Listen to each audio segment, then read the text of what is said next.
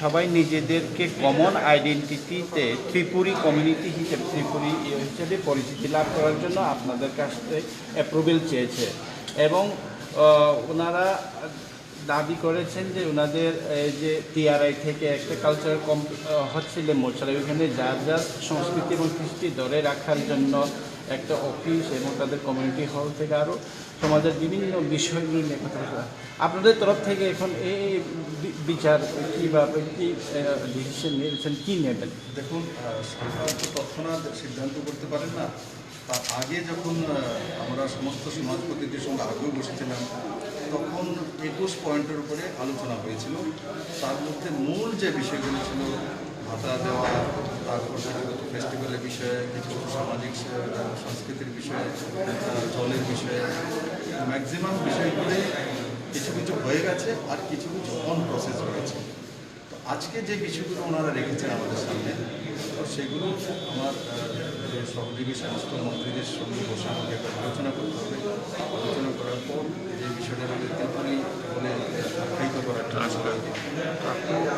একবার সমস্ত সমাজের যেটা আজকে ওনারা লিখে দিয়েছেন, আমরা একবার এদেরকে বসে সেটা আলোচনা করবো এবং সেটা কীভাবে ইমপ্লিমেন্ট করা যাবে বা তার পদ্ধতি কী হওয়া উচিত, তার একটা নিয়ম নীতি হবে, দেখে এক্সপার্টরা দেখবেন। তারপর নিশ্চিত আমরা সহানুভূতিপূর্ণ সবগুলো বিষয় যেগুলো আপনি উঠান দেখবো এবং যে যেগুলো করা যেতে পারে আমরা নিশ্চিত। স্যার, আরেকটি বিষয়, গতবার আপনি বলেছেন যে তাদেরকে 2000 করে সামাজিক ভাতার কথা বলেছিলেন প্রত্যেক জনজাতিদের, এই যে হেডম্যানদেরকে, এই স্ট্যাটাসটা কি এখন কতটুকু এগিয়েছে? হয়ে গেছে এবং তাদের কাছে এটা পৌঁছে যাবে। সরকারের সিদ্ধান্ত হয়ে গেছে এবং 2000 টাকা প্রধান সমাজ প্রতি মাসে তাদের অ্যাকাউন্টে পৌঁছে যাবে। সিদ্ধান্ত হয়ে গেছে এবং ফাইন্যান্স থেকে কনফারেন্স হয়ে ক্যাবিনেট সিদ্ধান্ত হবে।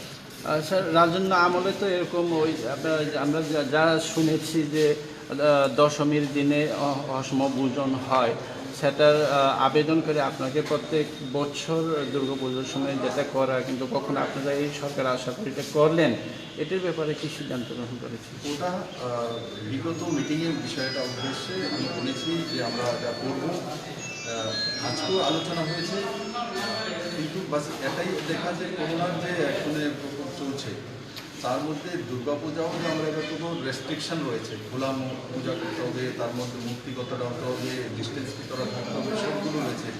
নাইট টাইম থাকবে, সেটা কবে থেকে কটা থেকে থাকবে সেটা আলোচনা করে বেরিয়ে আসবে। তো এই বিধিনিষেধগুলি আছে, এই বিধিনিষেধগুলির মধ্যে মেনে কীভাবে করা যেতে পারে সেই বিষয়ে আমরা আলোচনা করছি।